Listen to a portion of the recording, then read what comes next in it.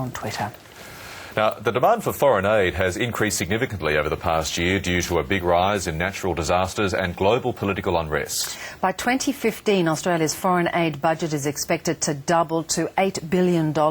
Some experts believe Australia needs to take a very targeted approach when it comes to aid spending.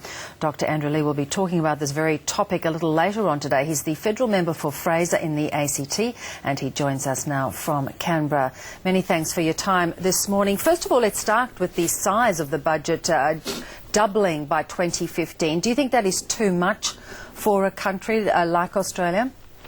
Well, Beverly, it's important to remember where we start off in this. Australia, compared to other developed countries, is in the bottom third of donors, and by the time we get to 2015, 2016, we'll be giving 50 cents out of every $100 that Australia earns, and that'll put us at the rich country average. So no, I think that's an appropriate scaling up that recognises the good that Australia can do in the region and the benefits that being generous brings back to us in terms of a more secure region and also in terms of more trade in the future, which is good for our businesses. So when you're talking about that, you're talking about actually aid with the idea of getting something back in return.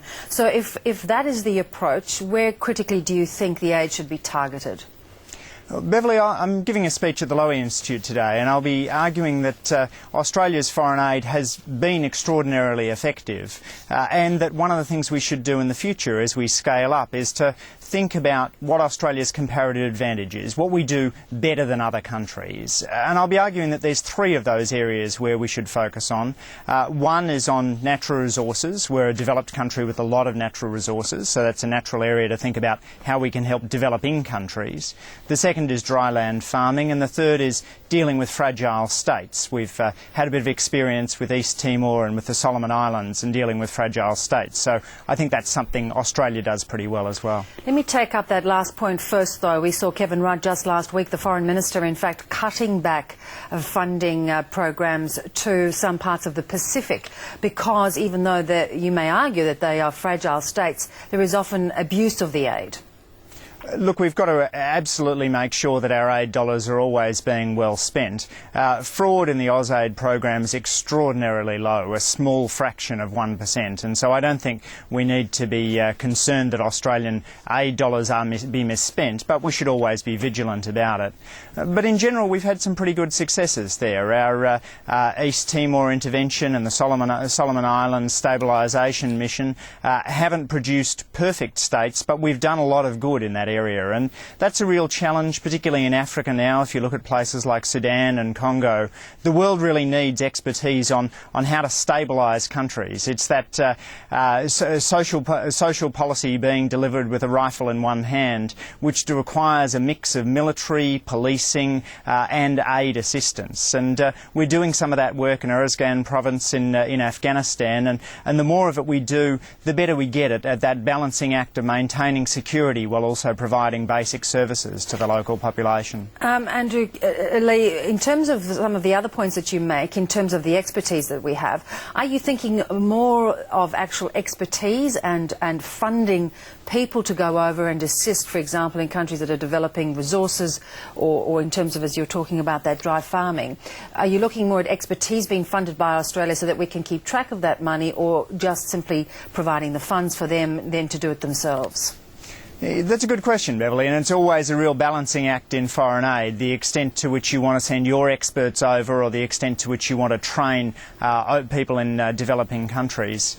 Australia actually does a lot of training through our scholarships program, bringing people from developing countries to Australia to learn skills, and some of that is indeed in natural resource management and dry land farming. And so I think it's important to build that capacity and important to recognise also that management, particularly of natural resources, is a really difficult balancing act.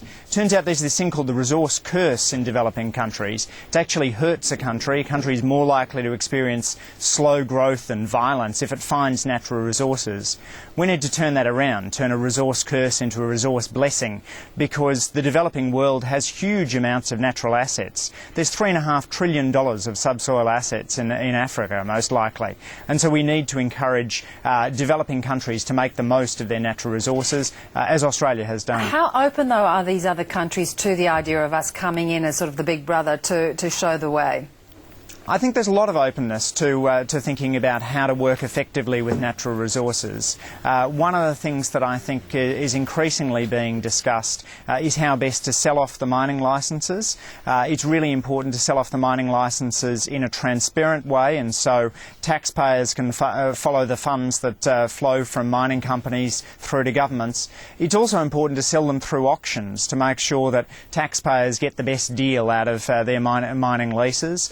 And it's really important for voters and governments to know what's under the soil, to do some basic geological surveys first. These may sound a little bit technical, but they're absolutely critical to making sure that people in developing countries get that flow of resources that benefits everyone. Mining employs relatively few people, and so people in developing countries will really only benefit from their subsoil assets if governments manage them well. Andrew Leigh, thank you very much for joining us this morning. Pleasure, Beverly. An interesting